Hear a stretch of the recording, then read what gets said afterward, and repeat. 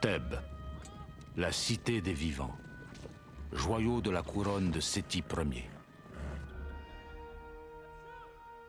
Le domaine d'Imhotep, grand prêtre de Pharaon et gardien du royaume des morts. La cité qui a vu naître Anck-Su-Namun, maîtresse de Pharaon. Personne n'avait le droit de la toucher.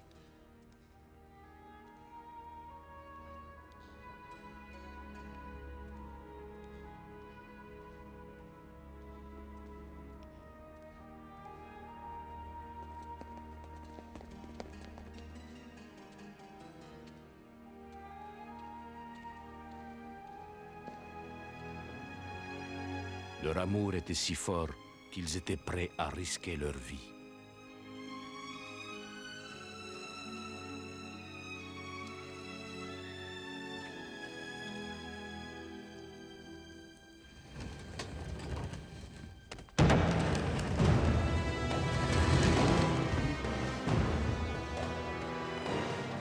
يارتا إخ أيا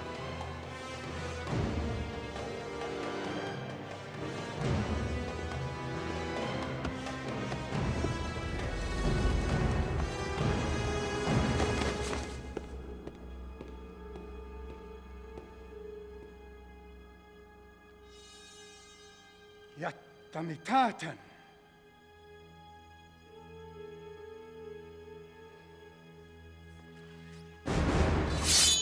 إمهد عيسن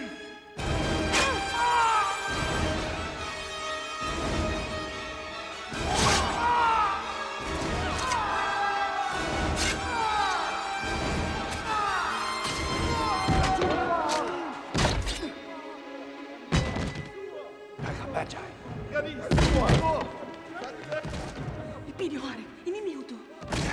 Yara tradayat natsu hawe.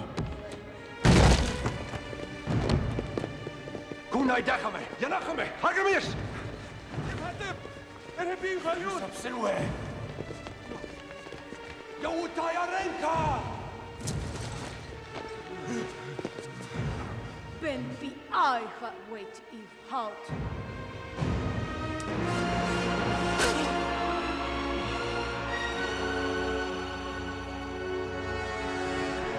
Pour ressusciter Anck-Su-Namun, Imhotep et ses prêtres pénétrèrent dans le tombeau pour voler le corps.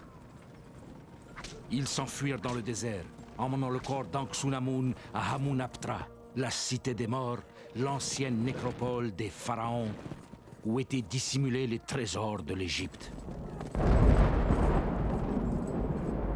Pour sauver son amour, Imhotep osa braver la colère des dieux en pénétrant dans la cité. Il profana ces lieux saints et s'empara du livre des morts. L'âme d'Anck-Su-Namun avait rejoint le monde souterrain. Ses organes vitaux avaient été déposés dans 5 vases canopes.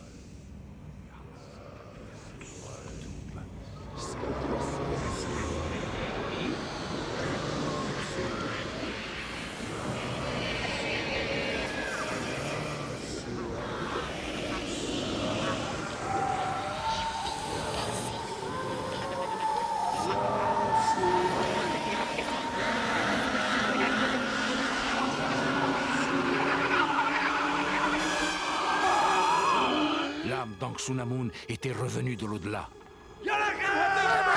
Mais les gardes de Pharaon avaient suivi Imhotep et l'empêchèrent d'accomplir le rituel.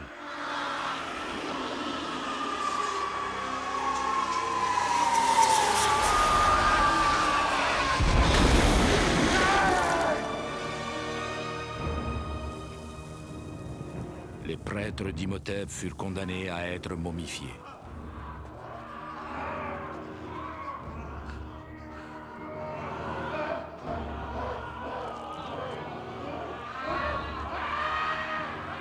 Quant à Imhotep, il fut condamné à subir le Homdai, la pire des malédictions. Une malédiction si terrible qu'elle n'avait jamais été proférée.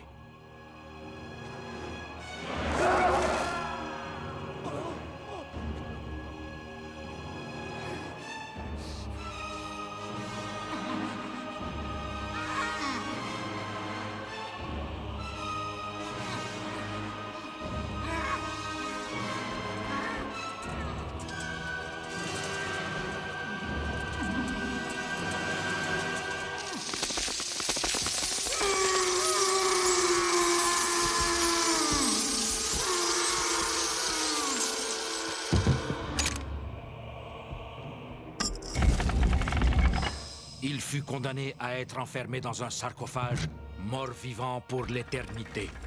Les Medjay ne devaient jamais le relâcher, sous peine de libérer une force démoniaque, un fléau pour l'humanité, un dévoreur de chair à l'appétit décuplé par les siècles, maître des sables, le front saint des lauriers de l'invincibilité.